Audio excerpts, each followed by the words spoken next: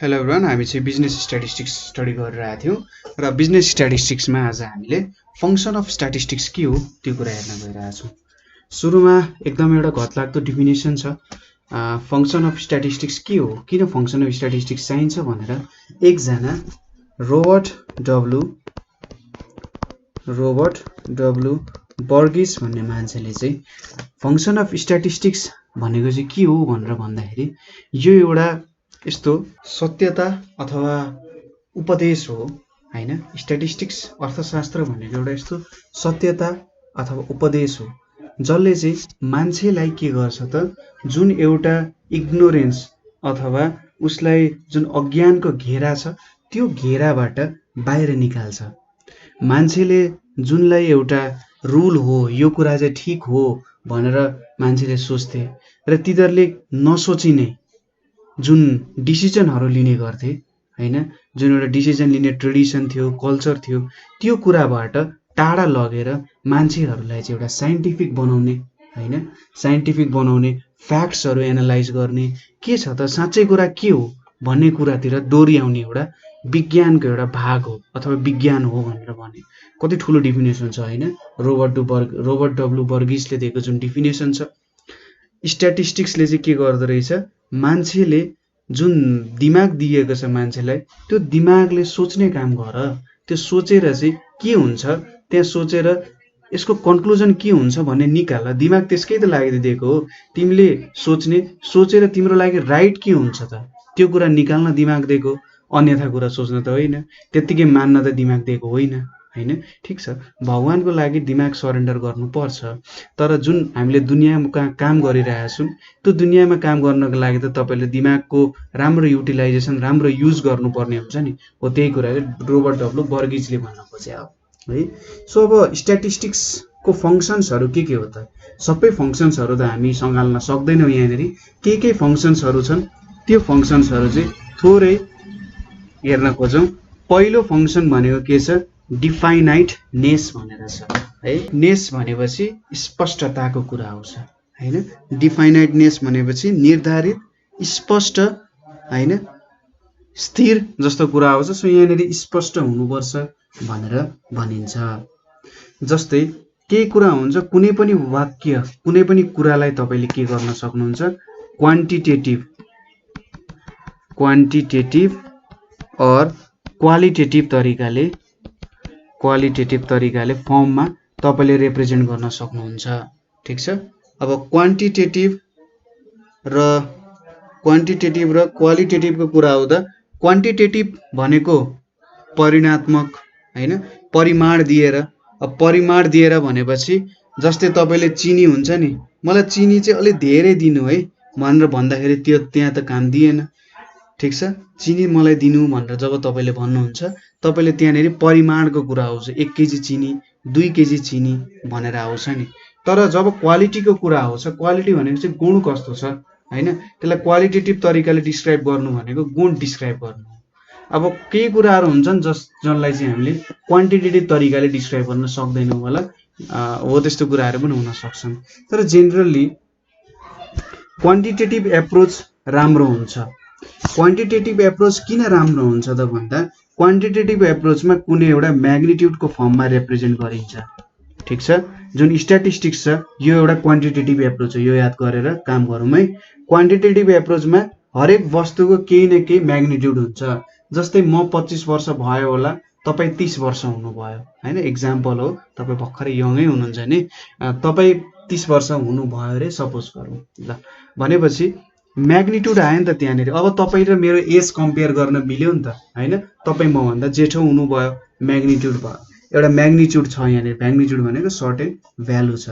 Magnitude भएपछि हामीले त्यहाँनिर के गर्न मिल्छ त, कम्पेरिजनहरू गर्न मिल्छ। ठिक छ, के गर्न मिल्छ त, कम्पेरिजन गर्न मिल्छ र कम्पेरिजन गरेर फेयर रिजल्ट्सहरू दिन मिल्छ। ठिक छ, डाटाजहरू बीच कम्पेरिजन गरेर के रहेछ त रियल कुरा भन्ने कुरा दिन सकिन्छ नि। जस्तै तपाईँबाट कसैले सपोज पैसा लियो हैन, पैसा लियो, अब तपाईँले भन्नुहुन्छ अरे अब सपोज व्यापारीले धेरै पैसा लियो, तपाईँ पुलिस थानामा जानुभयो, अब व्यापारीलाई तपाईँले भन्नुहुन्छ मेरो पैसा धेरै लियो त व्यापारीले भन्नुहुन्छ, अब तपाईँलाई त फिर्ता दिनुपर्ने पैसा हो नि, पुलिसलाई भन्दा हुन्छ त धेरै पैसा लियो भनेर तपाईँले भन्नुहुन्छ मेरो यति पैसा धेरै लियो, र जति पैसा धेरै लियो त्यही कुरा त फिर्ता आउने हो तपाईँलाई। सो एउटा फेयर रिजल्ट बनाउन पनि यसले के गर्छ त, क्वान्टिटेटिभ भएपछि म्याग्निट्युड भएपछि एउटा कम्पेरिजन गर्न मिल्यो, फेयर रिजल्ट निकाल्न मिल्यो। तर यदि क्वालिटेटिभ तरिकाले डिस्क्राइब गरिएको थियो भने यो कुराहरू गर्न सकिँदैन थियो, किनभने क्वालिटेटिभमा म्याग्निट्युड हुँदैन, म्याग्निट्युड नभए चाहिँ कम्पेरिजन गर्न मिल्दैन, फेयर रिजल्ट्सहरू सर्टेनली निकाल्न मिल्दैन होला हैन। हो त्यस्तो कुराहरू आउन सक्छन् यहाँनिर। जस्तै नेपालको 2010मा पर क्यापिटा इन्कम भनेको $500 थियो र 2014मा पुग्दा यसको भ्यालु भनेको $1100 भयो हैन। यहाँबाट हामीले कम्पेरिजन गर्यौं नि, 2010 भन्दा 2014मा चाहिँ बढ्या रहेछ है, $600 बढ्या रहेछ है भन्ने कुरा हामीले थाहा भयो, र्यापिडली इन्क्रिज भइरहेको रहेछ। तर तपाईले कसैले भन्नु 2010 देखि 2014 सम्म नेपालको पर क्यापिटा इन्कम एकदम र्यापिडली राइज भइरहेछ भन्दा मिठो भएन नि।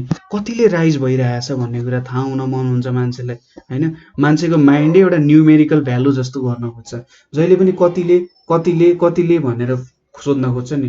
त्यसैले यो कुरा चाहिँ स्ट्याटिस्टिक्सले दिन्छ, ठीक छ। तपाईले के लेख्ने, स्ट्याटिस्टिक्स भनेको एउटा क्वान्टिटेटिभ मेजरमेन्ट हो। क्वान्टिटेटिभ भएपछि यहाँ यसमा एउटा म्याग्निट्युड आयो, म्याग्निट्युड आएपछि हामीले यसलाई कम्पेयर गर्न सक्छौं, कम्पेयर गर्न हामीले फेयर रिजल्ट्सहरु निकाल्न सक्छौं हैन। र यो एउटा एक्जाम्पल दिँदा पनि हुन्छ, तर क्वालिटेटिभमा त्यस्तो काम गर्न सकिँदैन। र स्ट्याटिस्टिक्स भनेको चाहिँ एउटा क्वान्टिटेटिभ डिस्क्रिप्सन हो, न कि क्वालिटेटिभ डिस्क्रिप्सन। त्यसैले यो चाहिँ डिफाइनाइट हुन्छ, स्पष्ट कुराहरु हुन्छ, यहाँनेरि लरतरो कुरा हुँदैन हैन। हो त्यही भएर यो चाहिँ डिफाइनाइट भयो। अर्को कुरा आउँछ कन्डेन्सेसनको कुरा, ठीक छ। कन्डेन्सेसनको कुरा अब के हुन्छ त भन्दा, जस्तै तपाईले हरेक नेपाली नागरिकको पर क्यापिटा इन्कम कति हो भन्ने कुरा थाहा पाउन मन लाग्यो। सबैको डाटाहरु टेबलमा लेखेर त काम छैन, तर तपाईले एउटा सर्टेन रिजन डिभाइड गर्नुभयो अथवा सर्टेन एउटा गाउँ डिभाइड गर्नुभयो र त्यो गाउँमा चाहिँ यति पपुलेसन रहेछ है, यति पपुलेसनमा यति पर क्यापिटा इन्कम रहेछ यिनीहरुको भनेर यसरी निकाल्दै जानुभयो, त्यहाँनेरिको इयरली इन्कम यति रहेछ भनेर निकाल्नु भने सजिलो हो नि त। सो स्ट्याटिस्टिक्सले चाहिँ तपाईले डाटालाई कन्डेन्स गर्ने भनेको सानो फर्ममा लेख्ने काम गर्न सक्छ। Large volume of data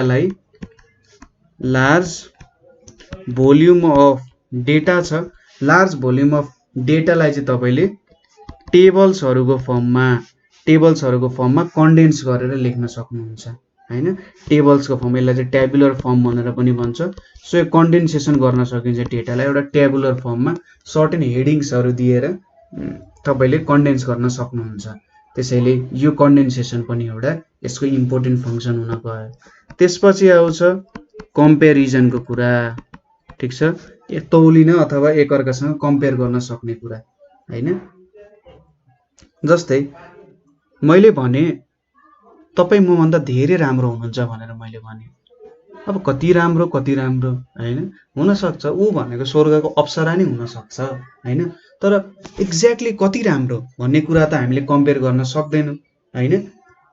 so कुन कुरा एक्ज्याक्ट छ, जस्तै मैले भने कि यहाँनेरि जति केजी चिनी छ त्यति नै केजी नुन छ भनेर मैले भने के हुनुपर्छ, तिनीहरुको क्वान्टिटी सेम हुनुपर्छ।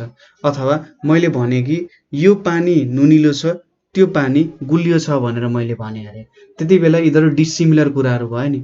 सो सिमिल्यारिटी र डिसिमिल्यारिटी थाहा पाउनको लागि एउटै छ कि भिन्नै छ भन्ने कुरा थाहा पाउनको लागि कम्पेरिजन चाहिन्छ हैन।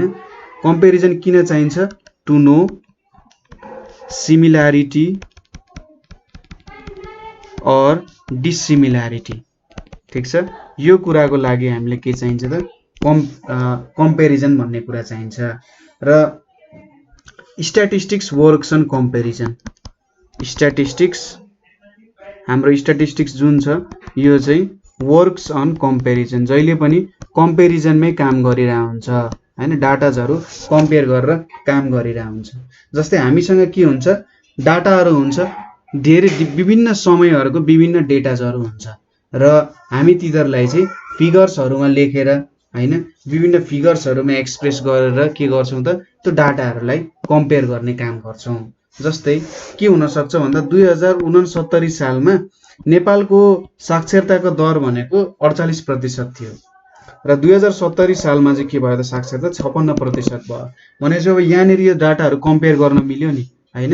अब के भन्न सकिन्छ सपोज 69 सालमा थोरै थियो हैन लिटरेसी रेट साक्षरताको दर थोरै थियो र 70 सालमा बढ्यो वात्तै बढ्यो भनेर भन्न सकियो अरे। कति बढ्यो कसरी बढ्यो हो त्यस्तो कुरा त हामीले भन्न सकिनौं नि। सो स्ट्याटिस्टिक्सले चाहिँ डाटाहरुमा काम गर्ने कारण हामीले एक्ज्याक्टली थाहा पाउन सक्यौं कि कतिले बढ्यो कसरी बढ्यो कुन कुन ठाउँबाटको कारण चाहिँ मेनली बढ्यो भन्ने कुराहरु बुझ्न सकिन्छ नि। जस्तै काठमाडौँमा धेरै विद्यार्थीहरु पढ्न थाले त्यसैले हाम्रो 70 सालमा चाहिँ 56% भयो हैन हो त्यो भन्न सकिएला। तर कति मान्छे चाहिँ धेरै पढ्न थाले कति विद्यार्थी चाहिँ पढे हो त्यो कुरा चाहिँ हामीले स्ट्याटिस्टिक्सको कम्पेरिजनले दिन जान्छ। सो स्ट्याटिस्टिक्सले डाटाको फर्म नम्बर्सको फर्ममा रिप्रेजेन्ट गरेर के भयो त कम्पेरिजन गर्न पनि सजिलो बनायो। सो कम्पेरिजनको पनि एउटा इम्पोर्टेन्ट फंक्सन भयो। त्यसैगरी अर्को आउँछ formulating and testing hypothesis. Formulating and testing of hypothesis. अब हामीसँग यो कुराको लागि अर्को छुट्टै च्याप्टर पनि छ। हाइपोथेसिस टेस्टिङको लागि हामीसँग छुट्टै च्याप्टरहरु पनि छ। तर एउटा सिम्पल तरिकाले बुझ्नु पर्दा सपोज तपाईले चाहिँ कुनै एउटा न्यू थ्योरी अर प्रिन्सिपल निकाल्नु भयो हैन। तपाईले के भन्नु भयो भने सपोज तपाईले 70 सालसम्मको डेटा हेर्नुभयो। 70 सालसम्मको डेटा हेरेर तपाईले के देख्नु भन्दा नेपालमा चाहिँ 56% साक्षरता रहेछ अबको 10 वर्षमा चाहिँ नेपालमा 80% हुन्छ भनेर तपाईले भन्नुभयो भने त्यो भनेको एउटा नयाँ थ्योरी जस्तो भयो नि त न्यू थ्योरी अर प्रिन्सिपल जस्तो भयो हैन। हो त्यो कुरा चाहिँ के भयो त तपाईले टेस्ट गर्नुभयो नयाँ हाइपोथेसिस फर्मुलेट गर्नुभयो र त्यो हाइपोथेसिसले टेस्ट पनि गर्न सक्नुहुन्छ। 10 वर्ष पछिको काम तपाई अहिले पनि तपाईको पेपरमा गर्न सक्नुहुन्छ।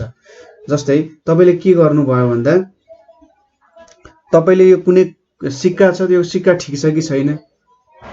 त्यसैगरी जुन ड्रग्सहरु हुन्छ जुन मेडिसिन्सहरु हुन्छ यो मेडिसिन डिजिज केयर गर्नका लागि ठीक छ कि छैन। एक्स्ट्रा क्लासेसले विद्यार्थीलाई कतिको असर गर्छ भन्ने कुराहरु। जस्तै विद्यार्थीहरुले एक्स्ट्रा क्लासेसहरु लिन्छन् एक्स्ट्रा क्लासेस लिएर त्यसलाई चाहिँ 10 वर्षसम्ममा कतिको फाइदा गरौ भनेर तपाईले चेक गर्नु पर्यो भने तपाईले हाइपोथेसिस टेस्टिङहरु गर्नुहुन्छ हैन। हो यो हाइपोथेसिस टेस्टिङको लागि चाहिँ हामीले विभिन्न स्ट्याटिस्टिकल टुल्सहरु युज गर्छौं। ठीक छ स्ट्याटिस्टिकल टुल्सहरु युज गर्छौं। यो स्ट्याटिस्टिकल टुल्सहरु युज गरेर हामीले हाइपोथेसिस टेस्टिङहरु गर्छौं र 10 वर्ष पछिको कुरा पनि हामीले थाहा पाउन सक्छौं। त्यसैले फर्मुलेटिङ र टेस्टिङ अफ हाइपोथेसिस एउटा इम्पोर्टेन्ट फंक्सन हुन गयो हैन। त्यसपछि आउँछ अर्को प्रेडिक्सन। स्ट्याटिस्टिक्सको युज गरेर तपाईले प्रेडिक्सन पनि गर्न सक्नुहुन्छ हैन एउटा प्रेडिक्सन गर्न सक्नुहुन्छ। जस्तै हाम्रो जुन अर्थशास्त्रीहरु हुनुहुन्छ वो अर्थशास्त्रीहरुले चाहिँ के गर्नुहुन्छ यो 1 वर्षसम्म चाहिँ हामीलाई यति ठाउँमा यस्तो कुराहरु चाहिएको छ सायद यो कुरामा हामीले यो पैसाहरु दियौं भने हामीलाई धेरै फाइदा हुन्छ भनेर उनीहरुले पनि एउटा प्रेडिक्सन गर्छन्। प्रेडिक्सन भनेको त्यतिकै जे पाएदै तरिकाले गर्ने हैन। तिनीहरुले धेरै डिस्कसन गरेर धेरै एउटा रुल्सहरु इन्फरेन्सेसहरु अनुसार काम गरेर चाहिँ के गर्छन् त प्रेडिक्सन गर्छन्। जेनरली प्लान्स एन्ड पोलिसीजहरु बनाउनु पर्यो। प्लान्स एन्ड पोलिसीज भनेको त एक दिन दुई दिनको लागि त होइन यो त धेरै वर्षको लागि प्लान्स एन्ड पोलिसीजहरु बनिरहेको हुन्छ। हो त्यस्तो प्लान्स एन्ड पोलिसीजहरुले कतिको फ्युचरसम्म चाहिँ काम गर्छन् त भन्ने कुरा त हेर्नु पर्यो नि। एक दिन बनेको प्लानले अर्को दिन काम गरेन भने 10 वर्ष के को काम गर्छ त गर्दैन। पोलिसीजहरुले नि के को काम गर्छ त गर्दैन नि। हो तिनीहरुले चाहिँ फ्युचरमा राम्रोसँग काम गर्नु पर्यो प्लान्स एन्ड पोलिसीजले। हो त्यसको चाहिँ फ्युचर ट्रेन्ड भनेको चाहिँ हामीले अहिलेको ट्रेन्ड हेरेर फ्युचर ट्रेन्डलाई कसरी त्यसमा क्याप्चर गर्न सक्छौं भन्ने कुरा चाहिँ स्ट्याटिस्टिकल मेथड्सहरुले काम दिन सक्छ। जस्तै 2075 सालमा पोखरामा 2 लाख टुरिस्ट आए। ठीक छ 2 लाख टुरिस्ट आए। अब अहिले त कोभिड छ सपोज 2080 सालमा पोखरामा 5 लाख टुरिस्ट आउँछन्। त्यतिकै हावातालमा भने होइन जस उनीहरुले पनि त टुरिस्टको फ्लो हेर्छन् किन टुरिस्ट आइरहेछन् कसरी टुरिस्ट आइरहेछन् र के देख्छन् उनीहरूले, हो त्यो कुराहरू सम्बन्धित यिनीहरूले प्लान्सहरू गर्छन्। नेपालमा चाहिँ पोखरामा चाहिँ यस्तो मन्दिरहरू बढाउने, यहाँनिर यस्तो खालको क्लब्सहरू बढाउने, यस्तो खालको दृश्यहरू राख्ने, यसरी चाहिँ काम गर्यो भने 5 लाख हुन्छ। त्यत्तिकै 2 लाख छ, 2 लाखमा ल अब चाहिँ 5 लाख आउँछ है भनेर बस्यो भने त आउँदैन, त्यसरी त हुँदैन। त्यहाँनिर उनीहरूले टुरिस्टको फ्लो अनुसार के मनपर्छ त, हो त्यो कुराहरू। उनीहरूले 5 लाख भन्नुको मतलब यो होइन कि 5 लाख आउँछन्, उनीहरूले चाहिँ 5 लाख ल्याउने चाहिँ हो। ठिक छ, उनीहरूले 5 लाख टुरिस्ट चाहिँ ल्याउन सक्ने खालको प्लान्स एन्ड पोलिसिज डेभलप गर्छन् 2080 सालसम्ममा भन्न चाहिँ खोजे हो। ठिक छ, सो फ्युचर प्रिडिक्सन गर्नको लागि प्लान्स एन्ड पोलिसिज राम्रो तरिकाले बनाउनु पर्यो। त्यो प्लान्स एन्ड पोलिसिज बनाएर फ्युचरको लागि के हुन सक्छ त, हामीले राम्रो काम गर्न सक्छौँ, हामीलाई फाइदा हुने काम गर्न सक्छौँ र त्यो काममा स्ट्याटिस्टिक्सले के गर्छ त, धेरै मद्दत गर्छ। सो यो प्रिडिक्सन पनि एउटा स्ट्याटिस्टिक्सको इम्पोर्टेन्ट फङ्सन हुन गयो। अर्को फङ्सन भनेको टु एसोसिएट। एसोसिएट भनेपछि जोड्नको लागि पनि स्ट्याटिस्टिक्सको टुल्सहरू छ। जस्तै रिग्रेसन भन्ने एउटा टुल छ, अर्को छ कोरिलेसन भन्ने टुल छ। रिग्रेसनबाट सायद तपाईँले फ्युचर प्रिडिक्सन गर्न सक्नुहुन्छ, हामी पछि पनि स्टडी गर्छौँ। कोरिलेसनबाट तपाईँले विभिन्न भेरिएबल्सहरू सम्बन्धी रिलेसन देखाउन सक्नुहुन्छ हैन। रिग्रेसन कोरिलेसनले के देखाउँछ, विभिन्न भेरिएबल्सहरू बीच के देखाउँछ त, एसोसिएसन देखाउँछ। कोरिलेसनले लिनियर रिलेसनशिप देखाउँछ र रिग्रेसनले चाहिँ के गर्छ त, दुईटा अथवा दुईटा भन्दा ज्यादा भेरिएबल्सहरू छन् भने तिनीहरू बीच कस्तो खालको रिलेसन छ भनेर देखाउँछ हैन। जस्तै इन्कम र एक्सपेन्डिचर अफ अ फ्यामिली चाहिँ कोरिलेसनले मेजर गर्छ र कति चेन्ज हुन्छ एक्सपेन्डिचरमा, इन्कममा चेन्ज भयो भने एक्सपेन्डिचरमा कति चेन्ज आउँछ त्यो कुरा चाहिँ रिग्रेसनले मेजर गर्छ हैन। इन्कम थोरै भयो भने कति एक्सपेन्डिचर घट्छ, इन्कम धेरै भयो भने कति एक्सपेन्डिचर बढ्छ हैन। सो विभिन्न भेरिएबल्सहरूको बीच एसोसिएसन देखाउनु पर्यो भने स्ट्याटिस्टिक्सको युज आउँछ। सो एसोसिएट गराउने भेरिएबल्सहरूको बीच विभिन्न एसोसिएसन देखाउनु पनि एउटा स्ट्याटिस्टिक्सको इम्पोर्टेन्ट के हो त, फङ्सन हुन जान्छ। ठिक छ, त्यसै गरी अर्को आउँछ टु फर्मुलेट पोलिसिज। ठिक छ, तपाईँले पोलिसिजहरू फर्मुलेट गर्नु पर्यो। अब प्लान्स एन्ड पोलिसिजको कुराहरू आउँछ, हामीले पढिहालौँ। कुनै पनि पोलिसिजहरू, कुनै पनि नीतिहरू तपाईँले चाहिँ फर्मुलेट गर्नु पर्यो भने त्यति बेला स्ट्याटिस्टिक्सको काम आउँछ है। सो फर्मुलेट पोलिसिज पनि एउटा इम्पोर्टेन्ट भयो। जस्तै तपाईँले के गर्न सक्नुहुन्छ भन्दा, तपाईँले एउटा कम्पनी खोल्नु भयो, त्यो कम्पनीमा तपाईँले विभिन्न प्लान्स एन्ड पोलिसिजहरू निकाल्नुहुन्छ। त्यो प्लान्स एन्ड पोलिसिज भनेको तपाईँले अब समयअनुसार चेन्ज हुँदै जान्छ, तपाईँको इम्प्लोइ अनुसार, तपाईँको वर्किङ इन्भाइरोमेन्ट अनुसार त्यो सबै कुराहरू चेन्ज हुँदै जान्छ। तर के भन्दाखेरि सधैँसम्म अथवा एउटा सर्टेन लेभल अफ टाइमसम्म चाहिँ त्यो पोलिसिजहरूले काम गर्नु पर्यो भने त्यति बेला तपाईँले स्ट्याटिस्टिक्सको युज गर्नुपर्ने हुन्छ। ठिक छ, स्ट्याटिस्टिकल एनालाइसिस गर्नुहुन्छ, तपाईँले स्ट्याटिस्टिकल एनालाइसिस गर्नुहुन्छ के माथि भन्दा तपाईँको पोलिसिजहरूमाथि स्ट्याटिस्टिकल एनालाइसिस गर्नुहुन्छ। पोलिसिज भनेको के हुन सक्छ त भन्दा, जस्तै इन्कम ट्याक्स, तपाईँले दिएको जुन इन्कम छ त्यसमा ट्याक्स कति लाउने, बोनस कति दिने हैन, कस्तो एजुकेसन हुनुपर्छ, कस्तो डेभलपमेन्ट हुनुपर्छ, सबै कुराहरू चाहिँ स्ट्याटिस्टिकल इन्फेरेन्स, स्ट्याटिस्टिक्सबाट निक्लिने कुराहरू हो। त्यसैले यो कुराहरूमा ध्यान दिने के छ त, जरुरी छ है। एउटा राम्रो कम्पनी चलाउनको लागि त्यसको पोलिसिजहरू पनि राम्रो तरिकाले फर्म हुनु पर्यो भन्ने कुरा हो। र लास्टली हाम्रो आउँछ to draw valid conclusions. To draw valid conclusions, जस्तै कन्क्लुजन्स भनेको के हो त, अब तपाईँले त्यहाँबाट सर्टेन आउटपुट निकाल्नुहुन्छ। कन्क्लुजन्स भनेको सर्टेन रिजल्ट निकाल्नुहुन्छ हैन, अथवा एउटा त्यसको निचोड निकाल्नुहुन्छ। एउटा राम्रो निचोड निकाल्नु पनि स्ट्याटिस्टिक्सको के हो त, फङ्सन हो। कन्क्लुजन भनेको most important job of statistics. ठिक छ, राम्रो आउटकम निकाल्नु स्ट्याटिस्टिक्सको एउटा इम्पोर्टेन्ट जबको रूपमा गन्न सकिन्छ। ठिक छ, किनभने तपाईँले यो वर्ष राम्रो कन्क्लुजन निकाल्नुभयो, राम्रो आउटपुट निकाल्नु भने तपाईँले थाहा पाउनुहुन्छ, ए यो वर्ष यस्तो आउटपुट निक्ल्यो, मैले यो आउटपुट अर्को वर्ष पनि केही चेन्ज गरेर ल्याउन सक्छु हैन। यो वर्ष तपाईले राम्रो कन्क्लुजन निकाल्नु भयो भने अर्को वर्ष यसलाई नै थोरै चेन्ज गरेर अझै राम्रो कन्क्लुजनहरु निकाल्न सक्नुहुन्छ। के हुन सक्छ त good conclusions are good guidelines. ठीक छ, good conclusions are good guidelines for future. राम्रो कन्क्लुजनहरु चाहिँ फ्युचरको लागि राम्रो एउटा रोड म्याप एउटा बाटो हुन सक्छन्। ठीक छ, र यदि तपाईले कन्क्लुजन बिनाको कुनै रिपोर्ट दिनु भयो भने त्यो मिनिङलेस छ। तपाईले चाहिँ दबाई त खाइराख्नु भएको छ तर दबाईले के असर गरेन भने के काम त दबाई किनेको हो, त्यस्तै हो। कन्क्लुजन भनेको पनि दबाईले यदि निको पारेन, निको पार्नु भनेको कन्क्लुजन हो हैन। हो त्यो निको पारेन भने तपाईले त दबाई अर्कोलाई रेकमेन्ड गर्नुहुन्छ, गर्नु हुँदैन नि। त्यसैगरी तपाईले कन्क्लुजन पनि दिनुपर्ने हुन्छ सबै कुरामा। तपाईले रिपोर्ट त बनाउनु भो तर त्यसले कुनै पनि कन्क्लुजन दिएन भने त्यसको केही पनि काम हुँदैन, अर्थ हुँदैन। ठीक छ, सो एउटा राम्रो कन्क्लुजन चाहिँ राम्रो गाइडलाइनको रूपमा काम गर्छ। ठीक छ, र अब राम्रो कन्क्लुजनहरु निकाल्न अब धेरै सेट अफ डेटाजहरु छ भने त यदि बिग डेटाजहरु छ, धेरै बिग डेटाजहरु छ भने हामीले त्यहाँनेरि चाहिँ स्याम्पलिङको कामहरुबाट कन्क्लुजन निकाल्छौं हैन। धेरै ठुलठुलो डेटाजहरु छ भने स्याम्पलिङको मेथडबाट हामीले कन्क्लुजन्सहरु निकाल्छौं। स्मल डेटाजहरु छ भने त्यसमा हामी एज अ होल पनि काम गर्न सक्छौं हैन। हो त्यस्तो कुराहरु आउँछ। हामीले चाहिँ स्ट्याटिस्टिक्स ले चाहिँ धेरै कुराहरुलाई प्रेडिक्सन गर्न सक्ने रहेछौं।